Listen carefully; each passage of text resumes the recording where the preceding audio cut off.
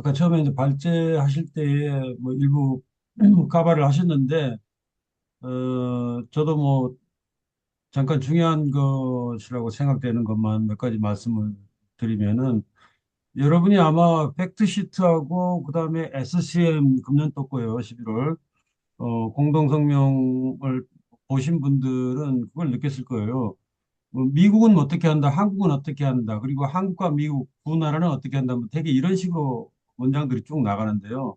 미국이 한국에 대해서 하는 것은 다 말뿐이에요, 말. 뭐 예를 들어서 뭐 방위 공약을 계속해서 강조한다든가, 핵 억제 재확인한다든가, 또 뭐 농축과 제철이 이걸 뭐 지지할 수 있다든지, 이것은 이제 조건을 붙인 거죠. 미국의 법적 요건을 준수하는 범위 내에서.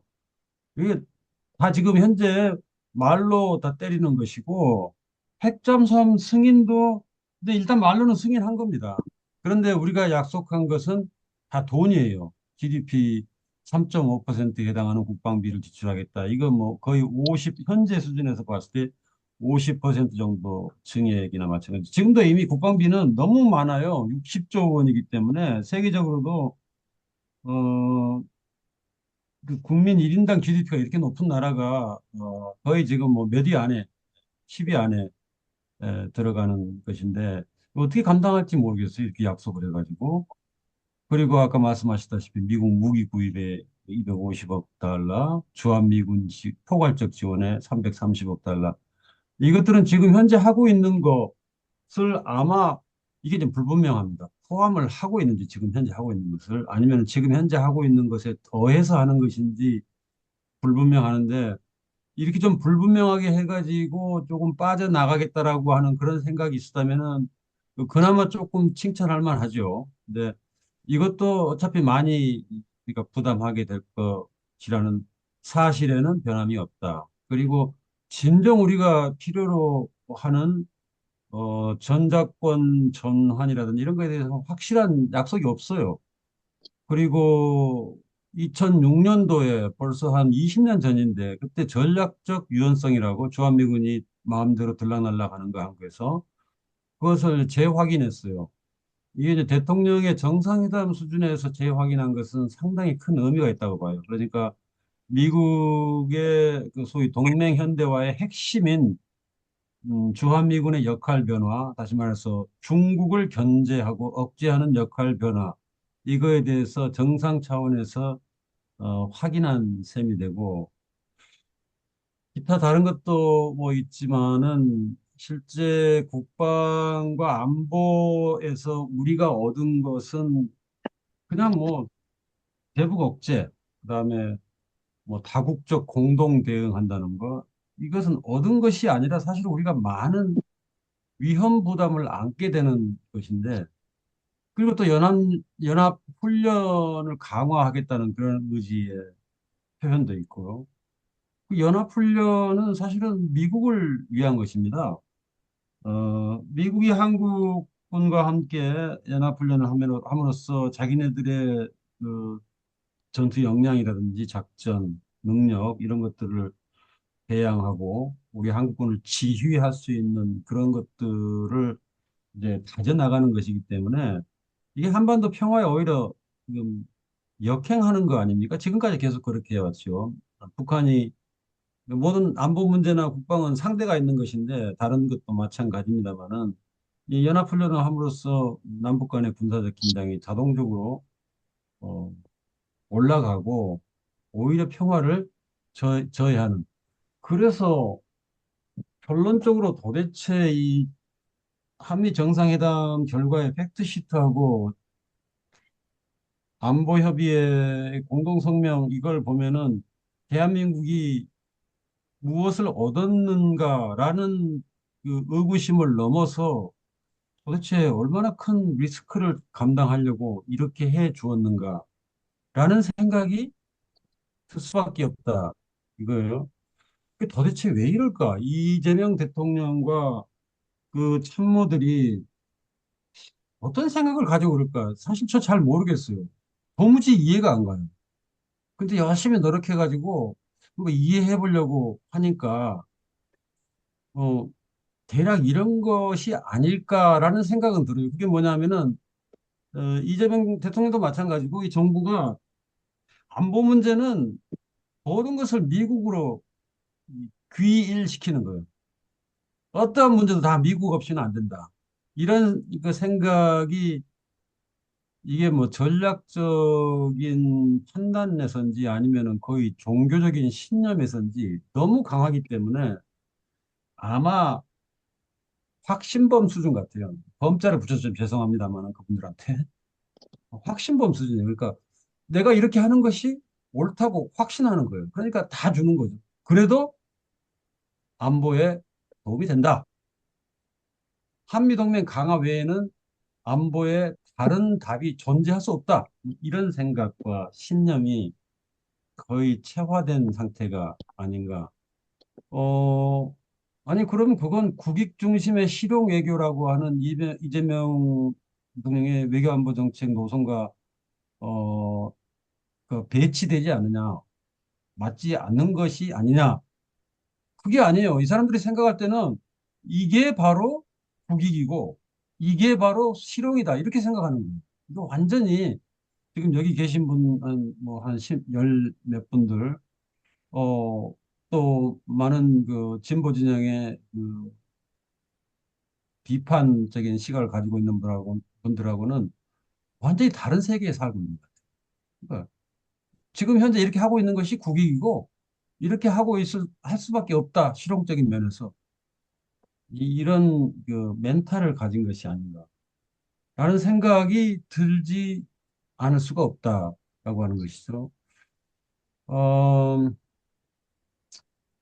참 이게 난감한데요. 그래서 이제 좋다 이거예요. 그렇게 해가지고 정말로 한미동맹 강화가 유일하면서도 실용적이면서도 국익에 도움이 되는 거라면은 좋은데 그렇지 않을 가능성이 크다는 거예요. 그러니까 아까 이제 경제 분야에서 잘 설명을 하셨지만 안보 분야에서도 왜 이게 위험하냐 하면은 이 어떤 딜레마적인 상황을 더 악화시키는 거예요. 그 안보 관련해서 딜레마는 이 군비 경쟁이라고 하는 것인데 자, 우리가 국방비를 늘리는 거예요. 이미 우리의 그 군사력, 군사력이 봐도 무기의 그 화력이라고 하죠. 정확하게는 전문 용어인데 화력은 세계에서 5위, 6위를 왔다 갔다 합니다. 이미 우리가. 뭐 핵무기가 있다 할지라도 그 다 가중치로 계산했을 때 그렇게 되는 거예요. 그 여기에 더해가지고 국방비를 50% 이상 늘리겠다라고 하는 거예요. 도대체 이게 안보에 도움이 되느냐? 아니에요. 우리가 안보를 튼튼하게 하기 위해서 무기를 더 많이 사들이면 상대방은 어떻게 생각합니까? 똑같이 생각하죠? 무기를 더 많이 사들이고 개발하고 도입하고 할 거예요. 그러면 어떻게 됩니까? 우리의 안보가 위태로워지죠. 다시 말해서 안보를 강화하기 위해서 취한 조치가 안보를 약화시키게 되는 딜레마적인 상황에 도달하게 되는 것이고 당연히 평화가 위태로워지는 것이죠. 이게 이제 안보 딜레마예요. 국미 경쟁이. 이걸 지금 어, 너무 뻔한데 이걸 예상할 수 있음에도 불구하고 그냥 이대로 가고 있어요. 도대체 어떤 생각으로 가는지 모르겠어요. 그다음에 우리가 동맹을 강화하면은 상대방도 똑같이 동맹을 강화할 거 아니에요? 지금 어, 조선민주주의 인민공화국 짧게 북한이라고 합시다. 북한하고 러시아 간에 작년에 이미 포괄적인 전략적 동반자 관계 그 조약을 체결하고 우크라이나 전쟁에 같이 그 싸우고 지금 어마어마한 속도로 군사뿐만 아니라 전반적인 그런 협력이 강화되고 있어요. 군사 기술도 과거의 북한이라고 보면 안 됩니다. 이제 북한도 첨단 재래식 무기 빠른 속도로 지금 무장을 하고 있어요. 핵무기는 뭐 더 말할 것도 없고. 그러면서 북한이 만약에 러시아하고 중국하고 이런 군사동맹을 강화하면서 협력을 강화하고 하면은 우리가 동맹을 강화하면은 그 동맹을 강화한 효과가 상대의 동맹 강화로 인해서 더 오히려 더 나쁜 그런 결과를 초래할 수 있다라고 하죠. 뭐 이런 그리고 동맹을 강화하면은 이제 겉보기에는 안보가 튼튼해서 좋다 이렇게 생각하지만은 공짜로 되는 게 없습니다. 미국과 동맹을 강화하면은 미국에 대한 의존성, 다시 말해서 우리의 정책의 자율성을 포기해야 돼요. 대한민국이 모르겠습니다. 제가 이제 많지는 않지만 하여튼 여러 사람들과 대화를 해보면은 내막을 좀 알만한 분들이 하나같이 얘기하는 게 있어요. 한국은 법적으로 식민지는 아니지만은 사실상의 식민지. 자율성이 없다는 거죠. 을사늑약이 120년 전에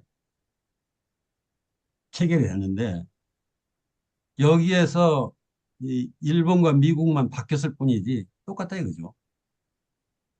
글쎄요, 뭐 한일 합방 정도까지는 안 된다 하더라도 거의 지금 많은 사람들이 이 국민의힘이라든지 보수의 많은 사람들은 거의 한미 합방 이런 것으로 가고 있는 것 같아요, 지금. 그래 심각한 것입니다, 이 문제가. 그리고 그런 사람들이 우리 대한민국의 중요한 의사결정에 다 관여하고 있어요. 의사결정을 하려면은 이제 정보가 필요하죠. 그 정보를 대중에게 전달하는 기능은 언론이 하고 있습니다. 언론이 지금 주류 언론뿐만 아니라 심지어 소위 진보라고 하는 언론조차도 난 지금 이거에 대해서는 찬양 일색으로 나가는 거 보면 도대체 생각이 있는지 아, 참 걱정이 많이 됩니다.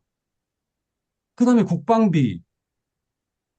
국방비는 뭐 미국 무기를 사오면은 그만큼 우리가 국방력이 강화되니까 뭐 좋은 점도 있지 않느냐라고 생각할 수 있는데 천만의 말씀이에요. 이 돈을 다른 데다가 쓰면 국방력이 훨씬 더 강화될 수 있어요. 예를 들어서 첨단 국방 그 기술과 무기를 개발하는 거. 개발은 그냥 구매하고 다르잖아요. 이렇게 해야 미래를 위해서 우리가 진정 의 동북아 이 주변 사강들이 세계 1, 2, 3, 4등 국가들인데 이런 나라들 틈바구니에서 우리가 자주국방할 수 있지 않겠어요? 근데 이런 모든 문제들이 집약된 게 바로 핵잠수함입니다.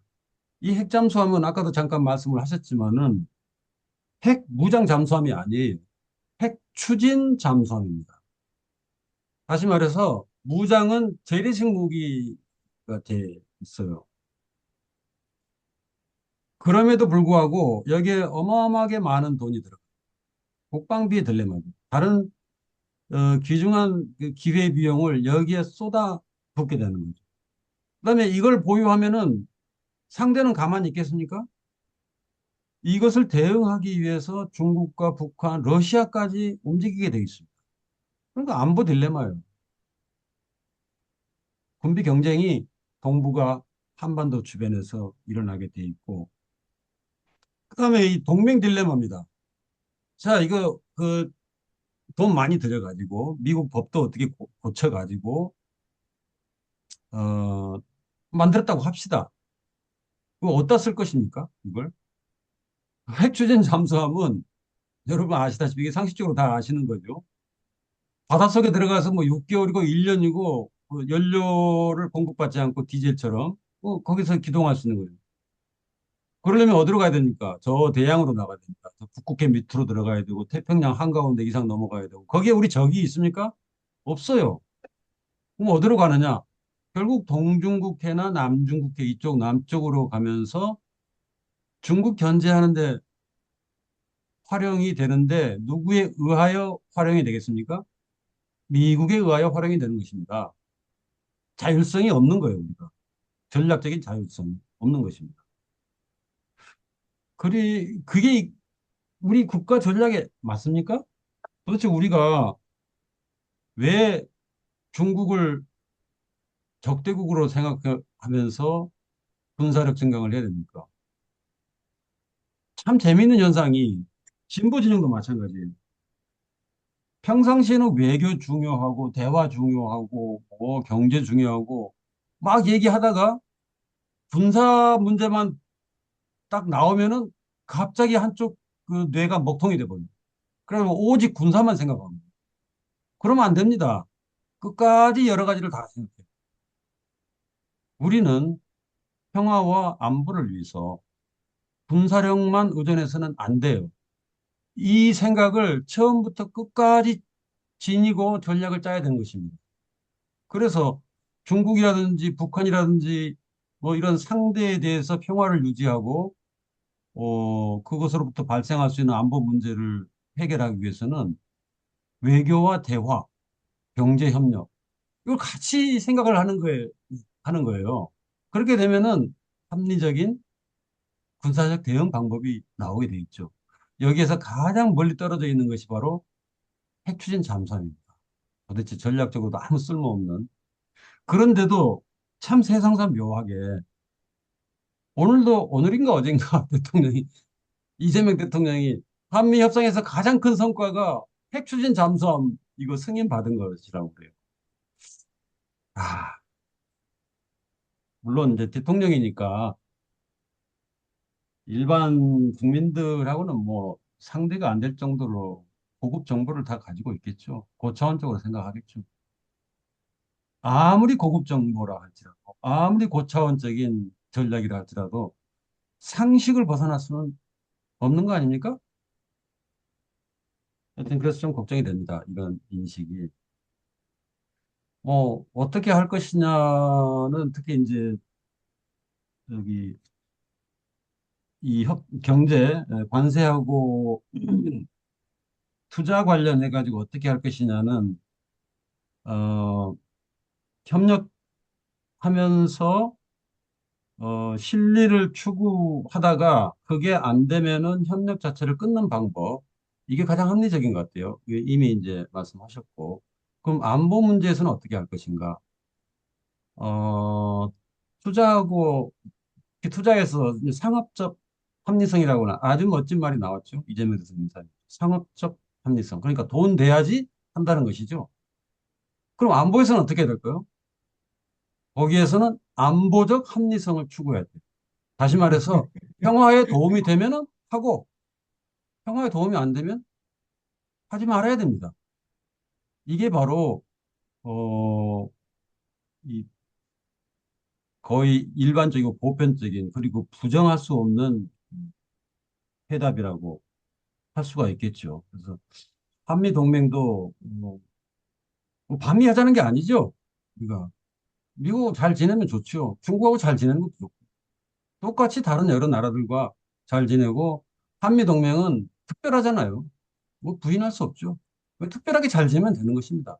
만일 그것이 우리의 목적, 다시 말해서 평화죠. 그리고 주권, 이거보다 더 큰 목적이 있습니까? 안보에서 주권하고 평화잖아요. 이거 도움이 안 되면은 버려야 됩니다.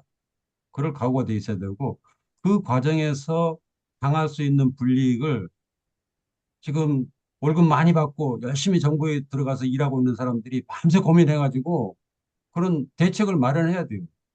어, 우리 국민들도 여러 가지 생각을 좀 깊이 해야 되고 힘도 모으고 많이 모이고 그렇게 해야겠지만은 그래서 결국은 이런 거의 이제 종교화되다시피 한 한미 동맹에 관한 그 고정관념에서 좀 벗어날 필요가 있다. 그리고 이제 말만 지금까지 많이 해왔는데 지금 한 6개월 됐죠. 이재명 정부 출범한 지. 말만 들어도 기분이 좋습니다. 사실.